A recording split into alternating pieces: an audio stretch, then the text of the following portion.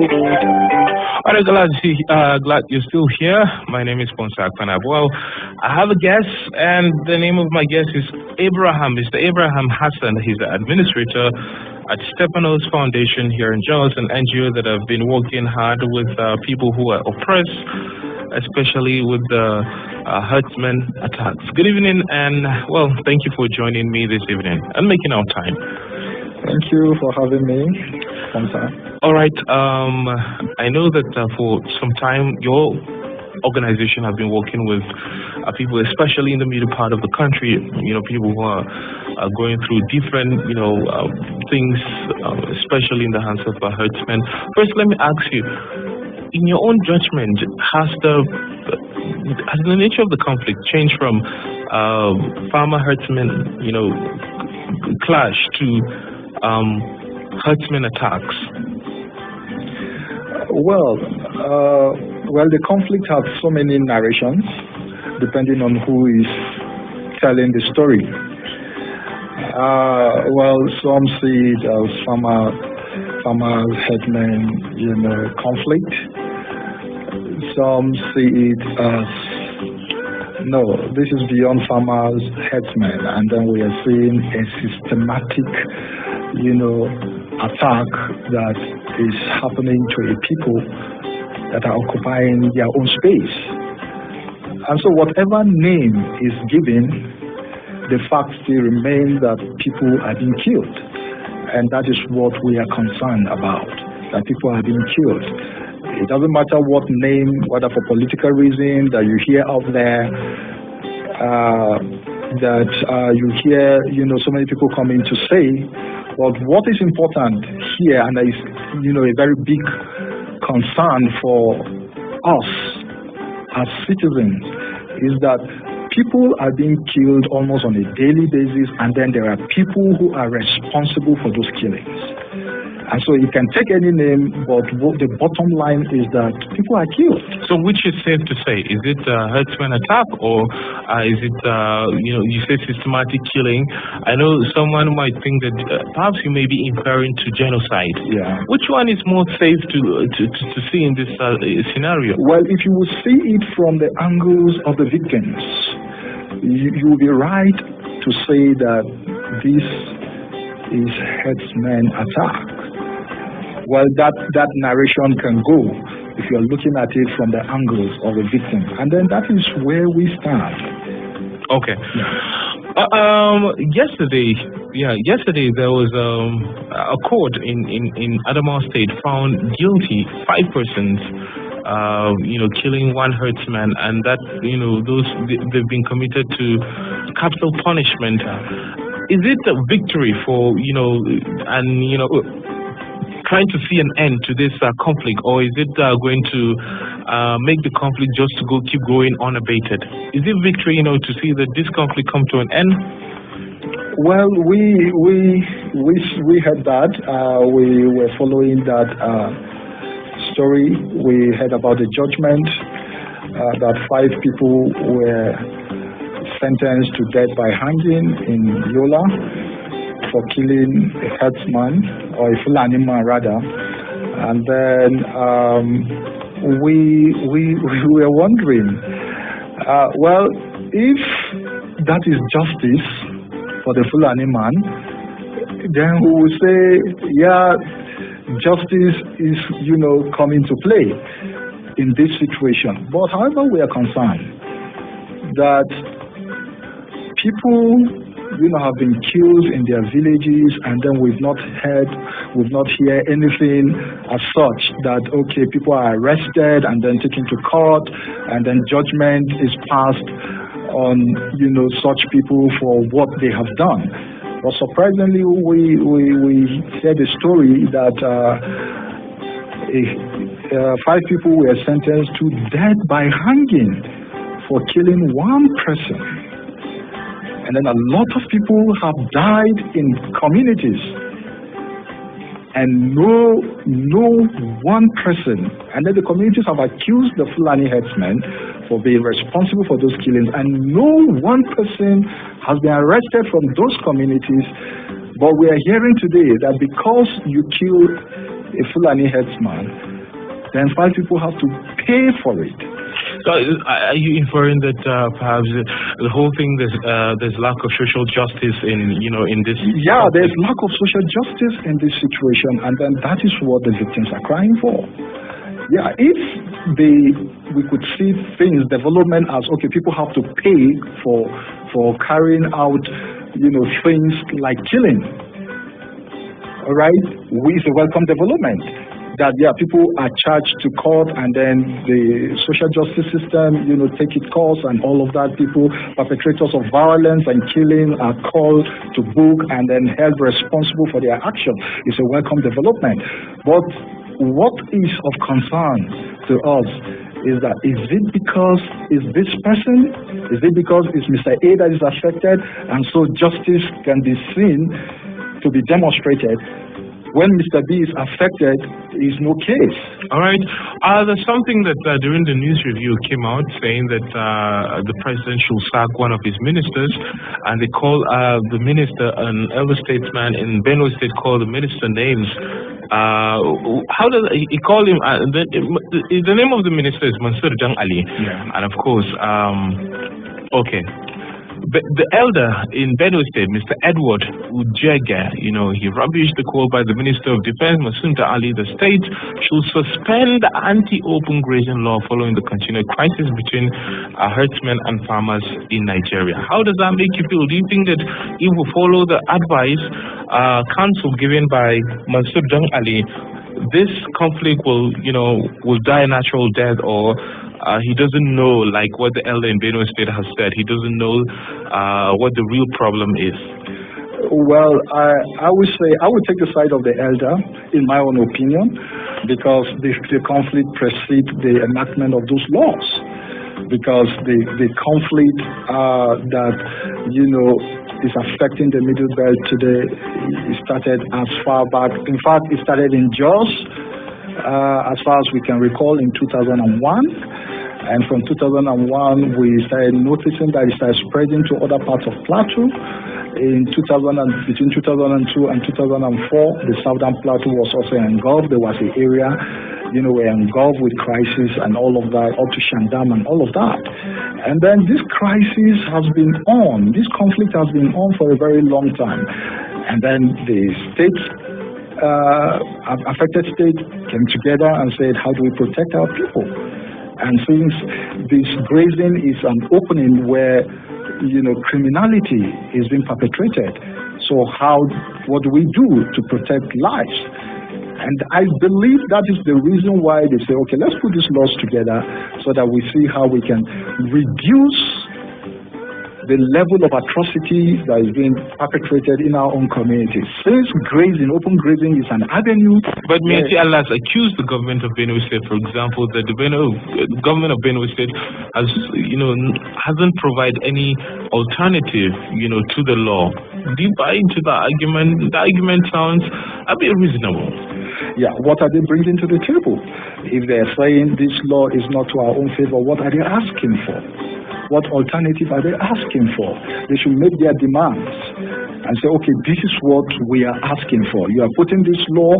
Yes, you have the right to make law within your own state, but you need to do the law, make the law in consideration of us, because the law is going to affect us. So what suggestions or what are they putting on the table?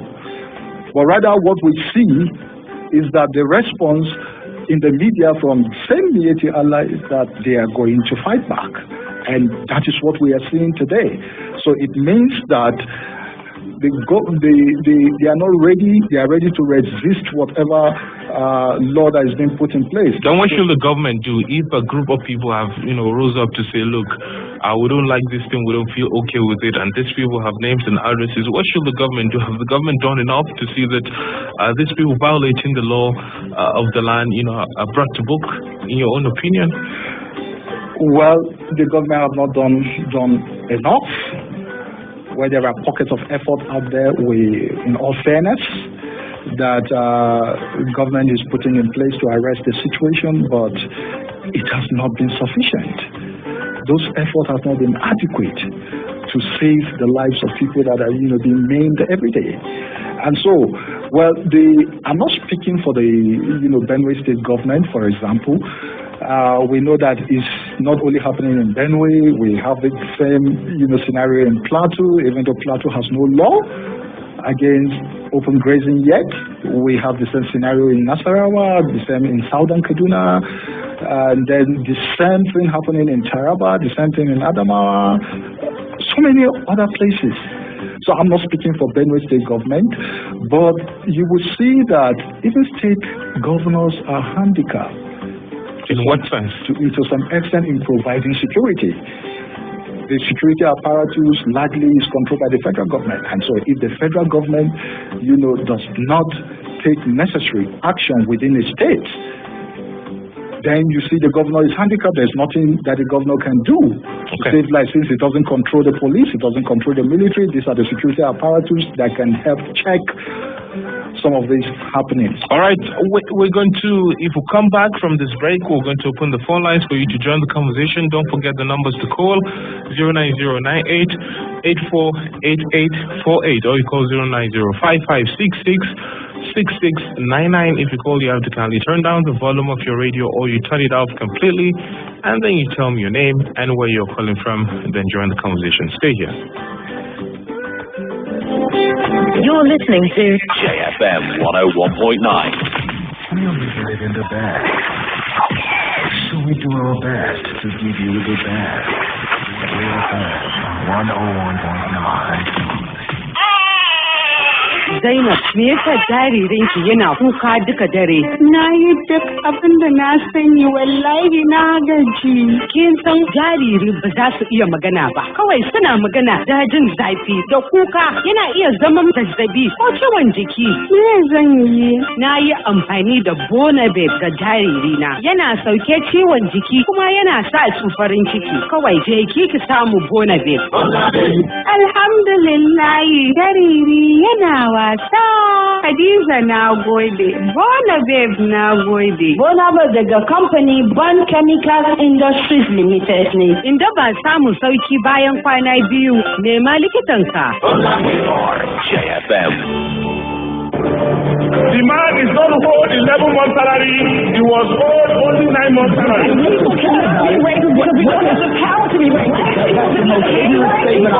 I said, in the interest of peace, I will appoint a house of planning man. I appointed him and there was peace in Plateau State. What is a story to you? Is it fiction or non-fiction? How many sides does a story have? Join Francesca on Nigeria at Sunset, J101.9 FM, as all sides of a story are discussed every weekday from 5 to 6 p.m.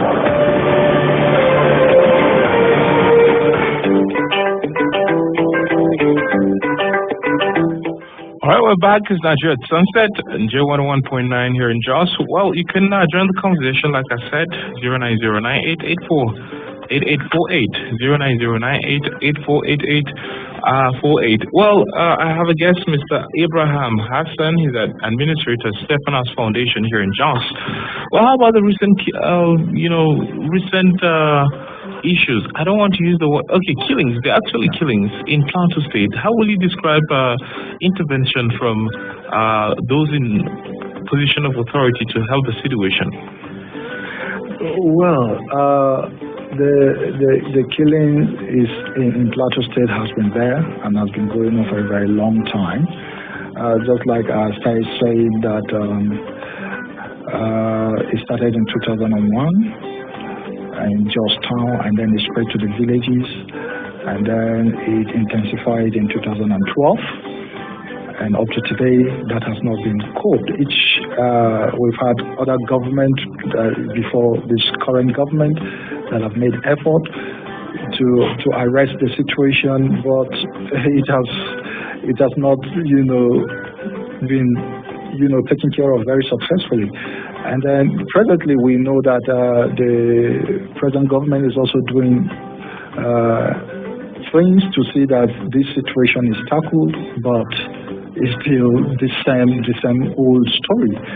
people are still being killed. Where you hear like what is happening around Joel now, you hear that even security, according to the report we received from people on ground, say even the security that are there, couldn't respond as expected. Some just stood there and were watching how Fulani men were. Is it that they don't have order or directive from their superiors that they will sit and watch instead of take action? Sometimes we hear these stories that where villagers will approach security men and they say they don't have the orders to intervene. We had these stories during Dogona, our attack, and these stories are still very much around with the villagers in other villages where they suffer attacks. And so you hear these stories and then you don't understand. Why are you there?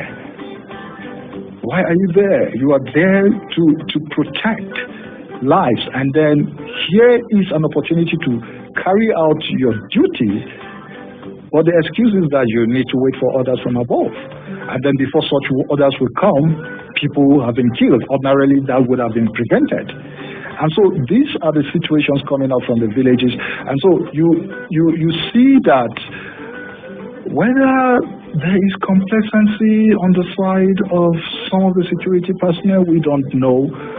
But under their watch, you'll be shocked that you go to some of these villages, presence of security men there, but yet people are still being killed. We had a typical story in Show a few years ago where 13 people were massacred.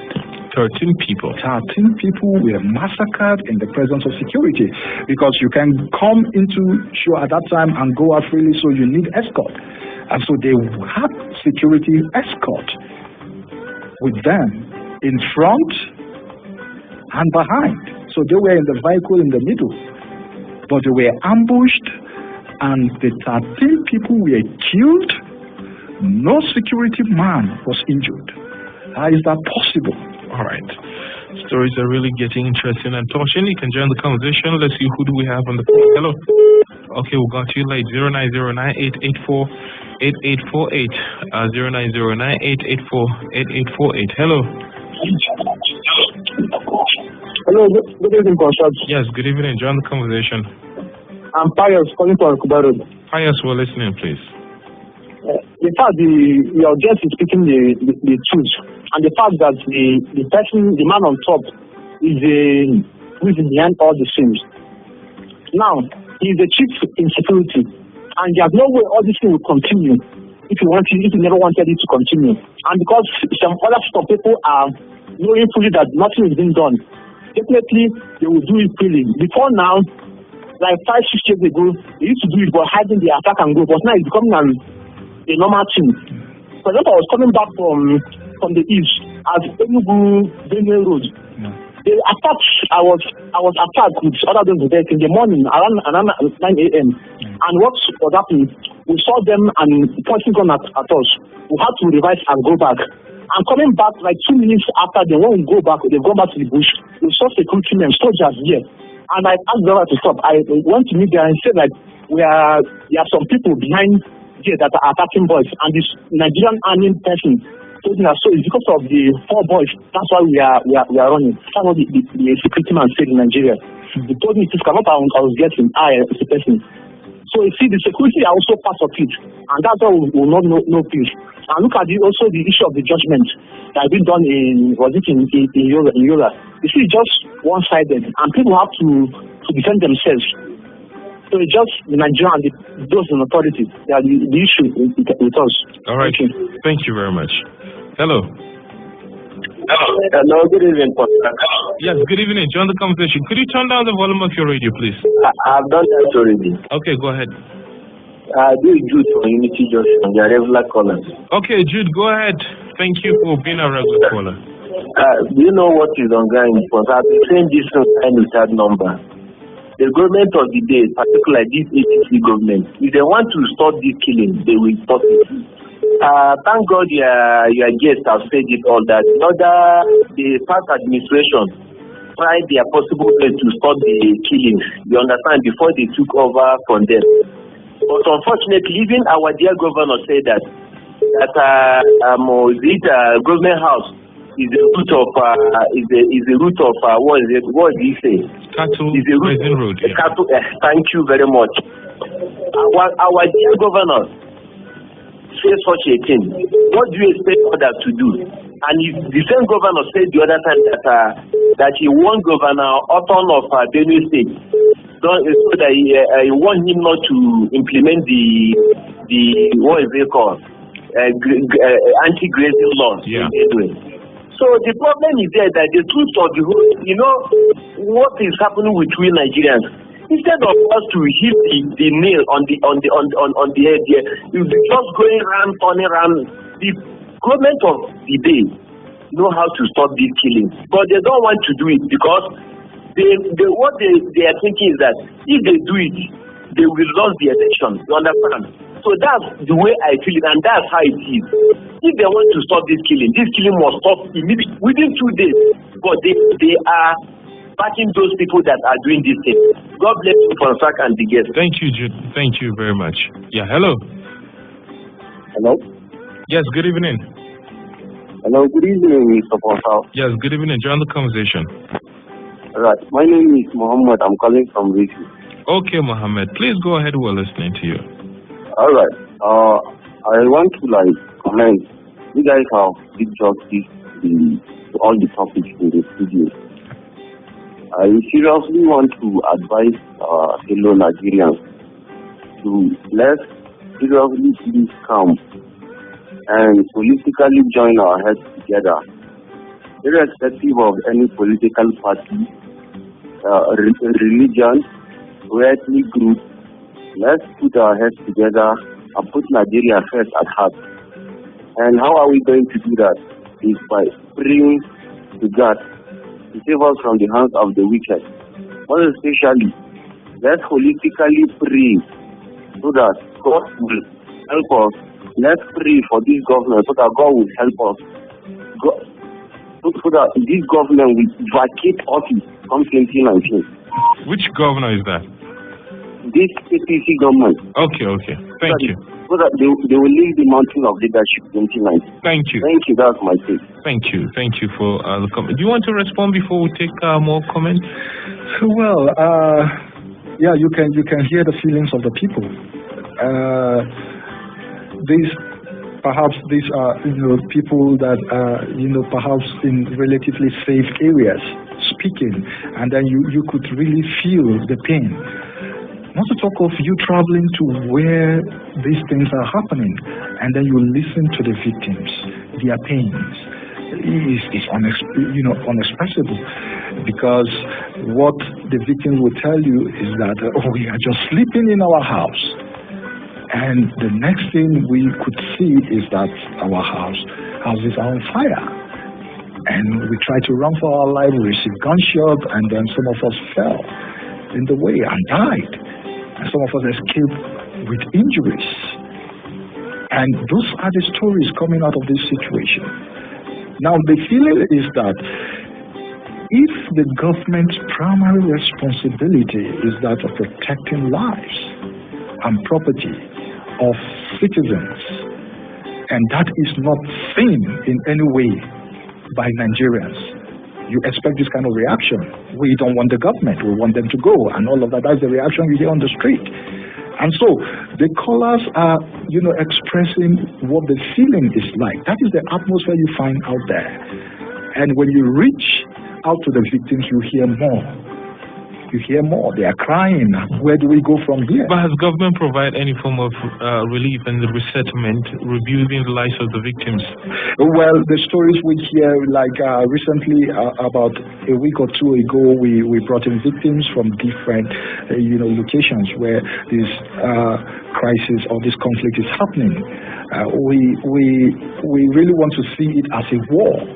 Nigeria may decide that it's not yet in a war situation, but this is a war that is going on because it's systematic, it's deliberate, and sometimes you don't even understand what is going on. It's deadly, claiming lives, and then sometimes we hear from the victims that even the perpetrators are given protection, and then you don't understand why.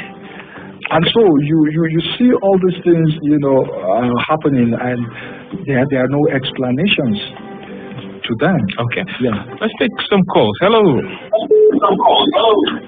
Hello, Pasha. Good evening. Good evening. Turn down the volume of your radio, please. I've done that. Okay, go ahead. This is you from Ojuku Street. Please go ahead, sir. Thank you. I welcome your guests in the studio this evening. Yeah, go ahead, sir. All right. You see, there are things that need to be done in this country, right? And it's a high time that we will tell ourselves the truth.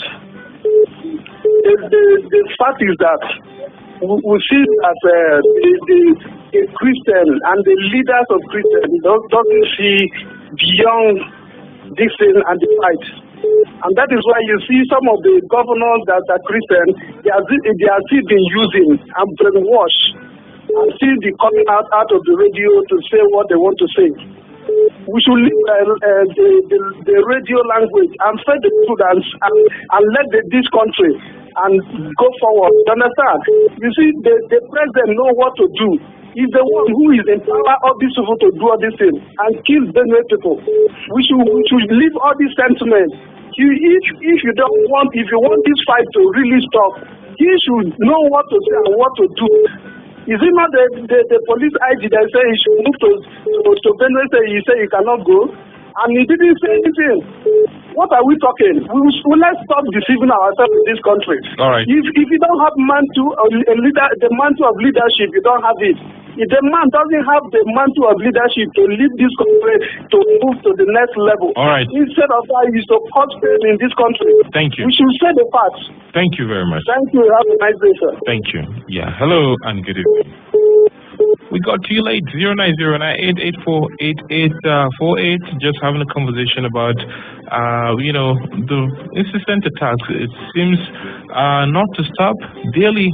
For example, 2 days ago, and even yesterday, there was real killings and attacks in some parts of Barkinladi and Riom. And it's really sad. It's like it's becoming a norm that people are not even, remorseful about the whole situation.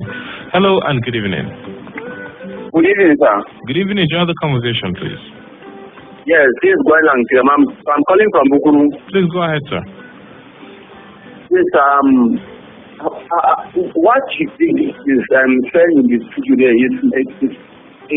I'm still trying to figure it out that people that been escorted by security men and they get killed and the security they go back separately. None of them, even one of them is in Hindu. So you can see this drama that how come that the Fulani can be able to kill all the people and they cannot do the security men and they go back separately.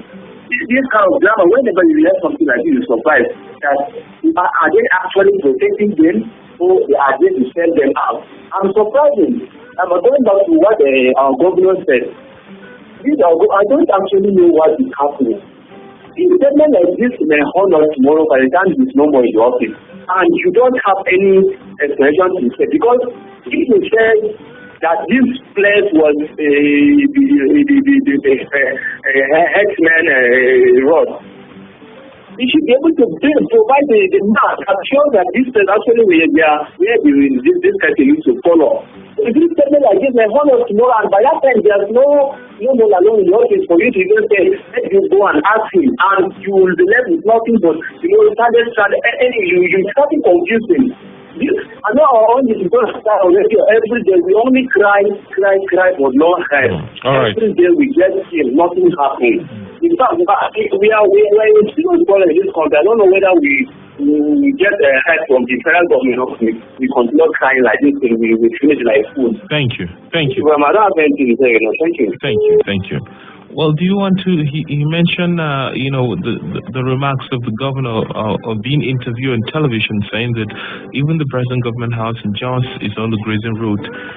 Do you want to make a statement? Do you think the statement like this, have a propensity to further escalate the already existing crisis, or it only just douse the tension?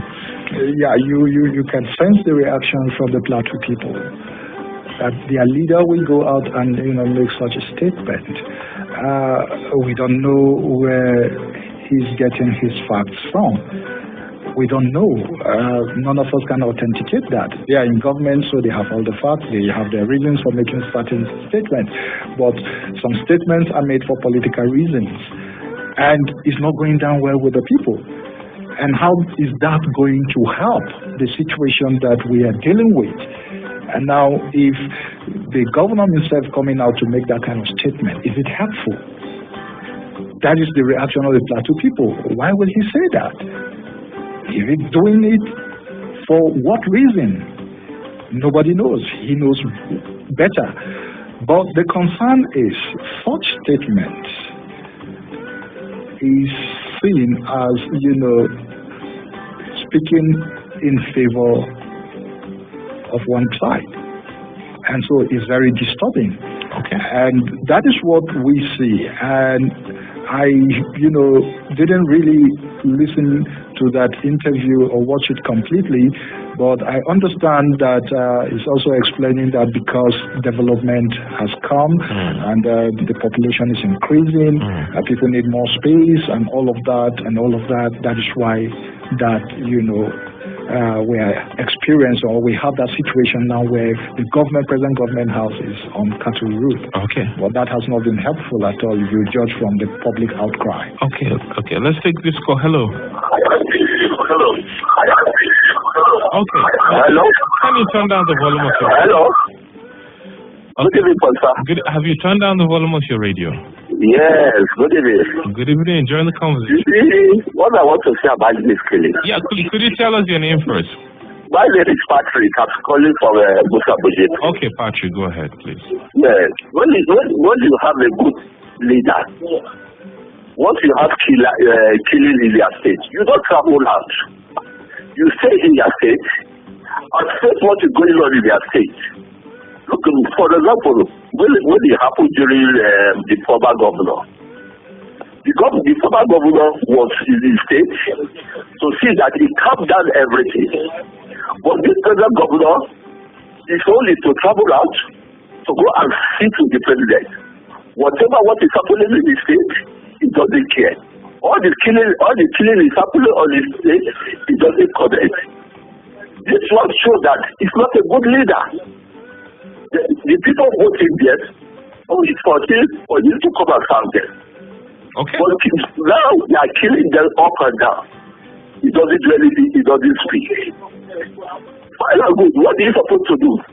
Go and be the president. Since over years we are so good with the president. Meet him, speak with him, try to him to know what he will help you with. All right. Then you go back to your state. You not with your people. Have your people down. Go to where they are killing people. Have them down, but he doesn't do that. All right. You see? Thank you. Only what I have to say. Thank you very much. Okay, hello. Hello. Yes, good evening. Hello. Yes. But you have to turn down the volume of your radio, please. Okay, my calling from the transporters. Please go ahead.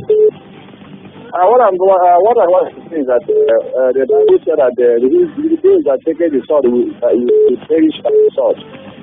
Those people that are behind those who support those things, what I'm saying is that whether they are going on there or whether they are going, the blood of those people that have been shed will hunt whatever they have. Thank you. Quite brief and straight to the point there. Hello. Yes, good evening. Hello, good evening. Join the conversation. Who are we speaking with? Please go ahead. And first of all, I want to commend you people for this job and the getting the studio you have spoken with. And my comment is like a suggestion. And I want, instead of centralizing the security system of the country, why not increase so much on the NOE, that is the orientation agency, so that people will be oriented and reoriented in such a way that if they are oriented, I don't think they will have a time of doing such violences in the country. That's my suggestion. If it's comrade, Chairman, National Youth for Politics. Thank you very much. Do you agree with the submission? Decentralization of the security forces in the country, will it help curtailing or arresting the situation as it is? Yeah, I think that is part of the restructuring that Nigerians have been clamoring for. Because in those days, during the days of our grandparents, we understand that they used to have things like native police that protect communities. And all what we have now, let's look at it. Is it working? Is it effective? It's not. So can we think of something that will be effective? If people are allowed to police their community by themselves, they know who a stranger is when he comes in. If you don't belong, they know, they can identify you. If anything happens within the community, they can trace it to whoever is responsible. But the system of policing we have of the country is not effective, because we're talking about, theoretically, we're talking about 180 to 200 million people. Then what is the strength of the police force? What is the number to protect, 200 million? And then it's all controlled from the center. Now the number of policemen to carry out this duty is not sufficient. And so how can you guarantee the security of the people? To me, in my own personal opinion, I see that it's necessary that to restructure and decentralize the security system. All right, it's becoming very, very important now. All right, let's take the last call, and then that will be it. Hello, you're my last caller. Okay, good evening, Mr. Hassan. Good evening, sir. Okay, my name is Futik. I'm calling from Budabuzi. Okay, go ahead, sir. Yes, I think what is going on now, remember when this started in Benue? Remember what I told you then? I said the Fulani people come and attack. They will go. Then when the villager people now come out to say, these people are killers, they try to protect security to come and arrest them. That is what is going on. Now in Yola State, now that is the demonstration of it. What happened before they kill the one Fulani herdsmen? Nobody knows what happened. The people just wake up and just go and catch one Fulani herdsman and kill him.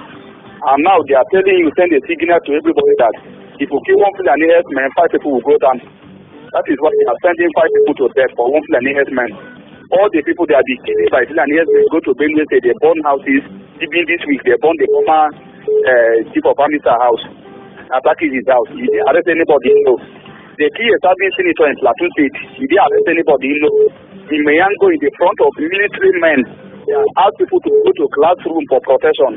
Military people were guarding them in Mayango here. There is no grazing law in Plateau State. For the people entering, ask them to go to classroom and hide them so they will protect them. The Fulani herdsmen disappear and appear inside and kill them. All the military men, all of them disappear. They said they are accepting the Fulani herdsmen. They didn't come back with one person, whether life or death. So this thing is just that they know. The chief of Africa, what the people from Benue are telling him, that is the truth. It's not fit to be in office. Because you cannot be in office and you don't know what you are doing. You are not a minister of defense to Fulani. It's a minister of defense to Nigeria. So he cannot be contradicting his job. If you don't know his job, he should resign. Okay. You don't say this and say that every day white people are dying. Which person are you? What is the solution? All right. Have you ever bring the solution? You only keep talking about this is the reason. What happened in Plateau? What happened in other places that they kill people? You don't see like at the grazing law there. Okay. He doesn't know his job. He should resign and leave that office. Thank you. Thank you. Thank you very much. Well, there's so much we can take. My guest, Mr. Abraham Hassan, your final comment. Well, I think that what the feelings of Nigeria is that there's leadership failure, and the earlier the better this current leadership, stands up to its own responsibility and fix things. I believe that Nigerians, in the first place, change government from the previous government to what we have today, because this government, in their campaign, promises, they said they can offer, something better to Nigerians, and Nigerians believe them. And today, what Nigerians are saying beats their imagination, and then is far, far, far, far below their expectations. All right. And so, leadership, the current leadership need to stand up to its responsibility. All right. And do what is expected. There's the much you can take for this evening. Well, I've been talking with Mr. Abraham Hassan, Administrator, Stefanos Foundation here in Jos. Thank you very much. God bless you, and do have a good evening. Stay tuned for the news top of the hour, 6 o'clock. My name is Ponsal Fanab. Have a good